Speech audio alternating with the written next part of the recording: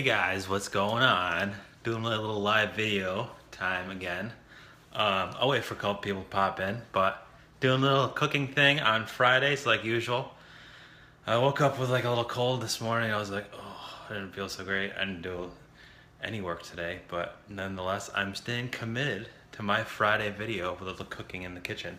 So, if you read the title of my video, I'm going to reveal two kitchen secrets. These are kind of the trade secrets in the kitchen, the top, the chefs that I work for. They are kind of rules or conduct that we kind of live by. So these are the kind of things that, are kind of ingrained as you're in your brain as a chef. So I'm going to share them with you guys, and then I'm going to show you what I'm up to in the kitchen today. And yeah, hopefully have a little fun. Maybe see a couple of people pop in as we get going. But anyway, when I first started working as a chef, when going through culinary school, I was taught this term that I've carried with me through my life, and it's called mise en place. Now I know there's going to be a lot of chef buddies of mine that are on this and say, I know what that is. But mise en place is French for basically, I think it's mess in its place, or everything in its place. So what that means is that before you even get started cooking, you have every single thing chopped up, ready to go. You have your garlic peeled, you have your onions chopped, you have your different sauces measured out in little things. So mise en place, this term that chefs know a lot, restaurant chefs, constantly you'll hear chef talk saying, "Oh, you got your mise en place ready?" Or "How's your mise en place?" That was a big thing for me, preparing a busy night of service, like a Friday, Saturday night in the kitchen, an hour before service started. If you didn't have your mise en place ready, you were going to be in the weeds, and that was like not the place to be. So whatever it took to get the best prepared with the mise en place, meaning everything chopped, little bowls, even down to having like little side towels and your tasting spoons handy. So when you had service, you didn't have to go running around, going to the refrigerator, looking for an onion or a lemon or salt and pepper, things like that. So that's like one of the biggest things that I've learned in the kitchen is mise en place. And I can apply it to my life, just because you can really apply that kind of concept to any other thing. A task or a project is your mise en place. If you have all the little things lined up that you need, like for like an art project perchance, like if you have your paints ready, if you have a pencil sharpened, you have your paper, you maybe have some music on, that could be mise en place too, then you're totally ready to, just kind of stay focused in the project. Hopefully minimal disruptions. I know it's hard in these days with technology and kids and everybody's busy lifestyle. But yeah, you really tune in. So anyway, seeing a couple people pop in. That's cool. Hey Jeff, what's going on, man? So that's the first secret that I'm sharing with you guys, is the concept of mise en place. And the mise en place also kind of goes hand in hand to the next secret or kind of thing that I've always lived by, and that's the 5 P's. Now the 5 P's can be broken down to prior planning, prevent poor performance. Actually in the kitchen we had 6 P's sometimes, but I stick with 5. The 6th was prior planning prevents piss poor performance. So that's kind of what the guys in the kitchen taught me. And that kind of goes hand in hand with mise en place. I mean, hey Andres, what's up, man? So that kind of goes hand in hand with mise en place, that if you're not prepared, you're gonna not perform as well. And especially when your, ass is on the line on a busy Friday night or Saturday night and you're serving multiple dinners at once. If you're not prepared and don't have everything ready to put out these dishes really quick, then you're just gonna suffer and you're gonna have a bad night. So prior planning prevents poor performance, the 5 P's. Write them down. I mean, really, that's something I live by too, is that I've written them down. I have them above my little calendar and goal kind of board. And it just reminds me, that the one thing that we can do the most is just be prepared, any circumstance. So enough jabbering from me. I'm going to show you guys my mise en place for this little project I'm throwing together. Going to a friend's house tomorrow to do a little gathering and a potluck. So I spent a little bit of time doing some mise en place. What's up, Matt? Hey, Bernadette. All right, so you guys just joined me. I was just talking about the mise en place.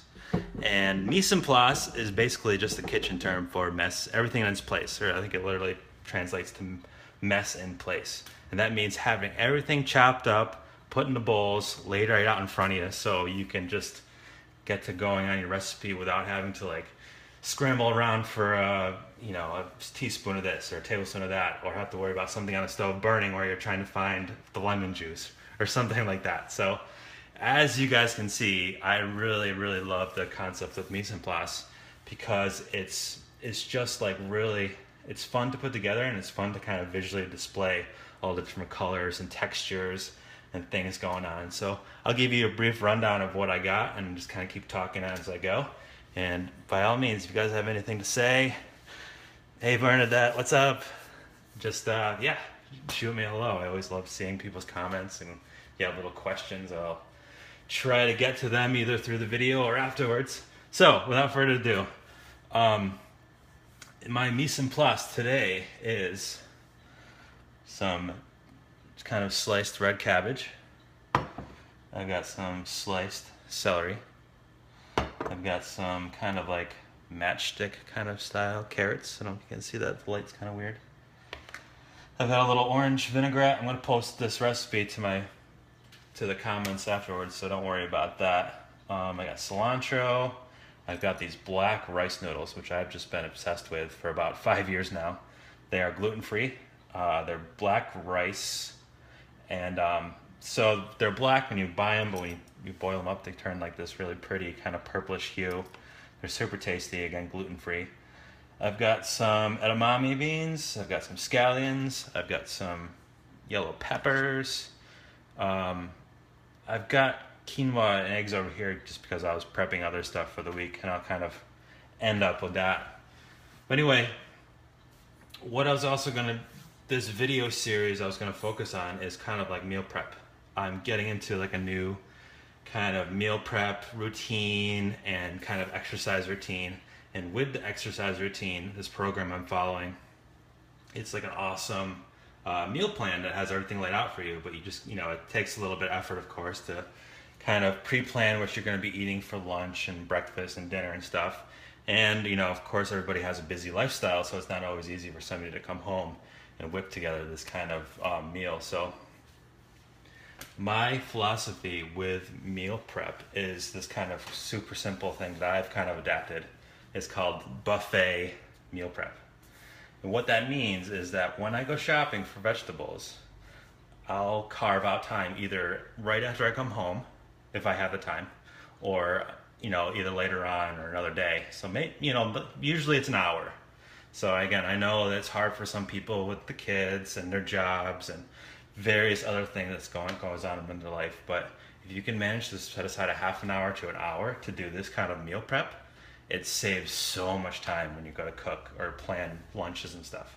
So basically what I do is I come home from the grocery store, I'll spend about, again, half an hour to an hour just chopping everything, putting them in these containers, Tupperware, and putting them in the fridge.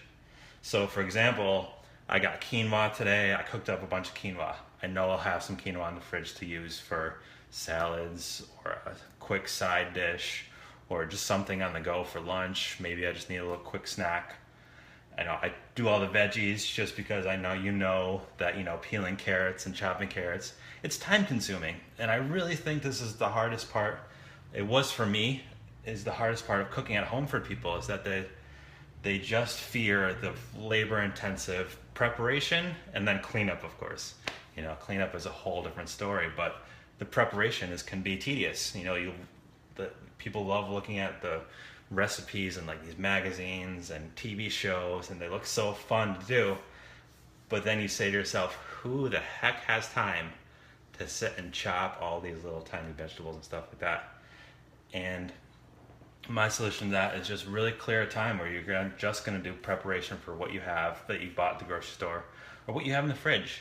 I had some eggs, so I hard-boiled eggs, and those are going to be great to either put on a salad or, just a little protein on the go. Again, all these ingredients here can make a handful of different.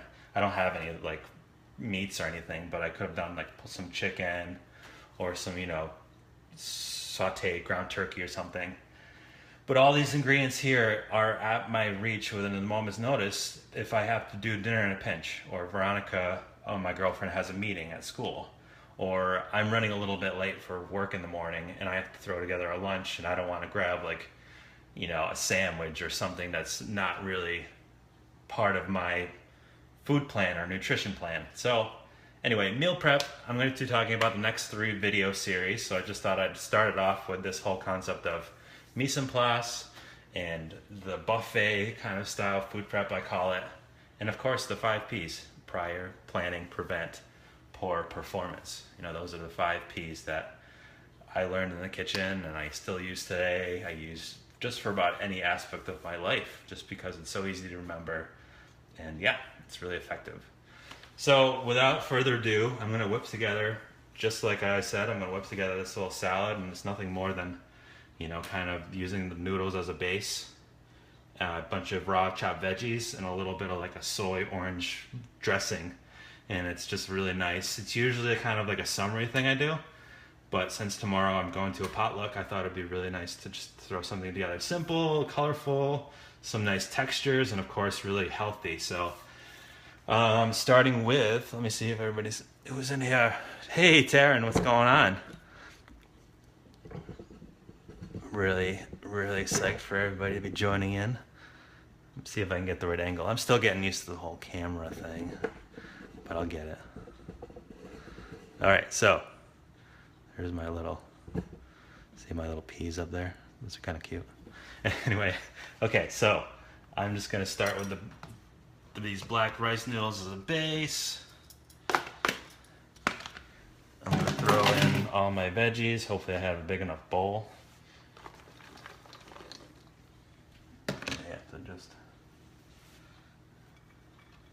I think there's gonna be like 15 to 20 of us, so pretty good sized salad. Again, anybody who's watching, it feels like they either missed out, you can watch it later, but I'm gonna post the recipe too, so don't worry. Celery, I love celery. Celery is just got a great crunch, it's got a great, like, I love the taste. So I always kind of have celery on hand in the fridge. Some carrots, and this is just like an awesome, really colorful salad. We've got some edamame. I usually just buy the frozen ones. I let them mellow out in the fridge or just pop them in the microwave just for like 10 or 15 seconds. Yellow peppers. I chose yellow just because, again, I'm a really visual guy, so I love the colors. I love just that kind of different palette of colors and textures going on. Let's see. Yeah, that's about it. I'm gonna throw the dressing on. I'm gonna mix that up. And this is really great to let it sit overnight, because what happens is the soy sauce and the salt that's in the dressing kind of mixes with the cabbage and all the vegetables and even the noodles, and it kind of marinates. It's like, I like to call it, all the flavors kind of marry together, and they really kind of enhances the flavor of the dish. So it's a great thing to do a day or two ahead of time, and like even if you're just for you or your family, you know, it's a great thing for lunches. It's a great little side dish. It's a great snack. And it's fun. I like this one a lot. So yeah, I'll mix that up in a bit. Probably find a bigger bowl to put it in, but pan back up to me. Thanks guys for watching. I've been having a lot of fun throwing my little Friday cooking series together, if you haven't noticed. I'm gonna try to put them all together in a YouTube kind of thing so they're all convenient to find. But yeah, if you like what you see, please share, please comment below. You know, even if you're watching now and watching in the future, the live video that I post. If you have any questions or things that you really love to eat and want to get more tips or tricks on, you know, I love to, if I don't know, I'll do some research. You know, I've been cooking for professionally about 15 years now, and now I've stepped back from restaurant life just because it was super stressful, and that's a whole nother story, but I wanted to kind of live life on my terms, and it involved, you know, teaching people how to cook, teaching people how to take the fear, you know, the fear out of the kitchen, I like to say. A lot of people are intimidated by cooking at home or just, you know, coming up with different ideas. So I'm really kind of on a mission and inspired to help people live more healthier, fulfilling, and yeah, delicious lifestyles. So Bernadette asked where they get the black pasta.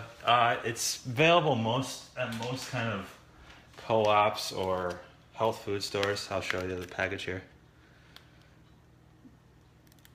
I'll post in the comments the brand, but it's all in Asian language. So, but it's I find it around here a lot, and I'll try to find it for you. But yeah, super good. Anyway, enough from me. Thanks guys so much for tuning in. I hope you guys have a great Friday, have a great weekend, and yeah, see you later.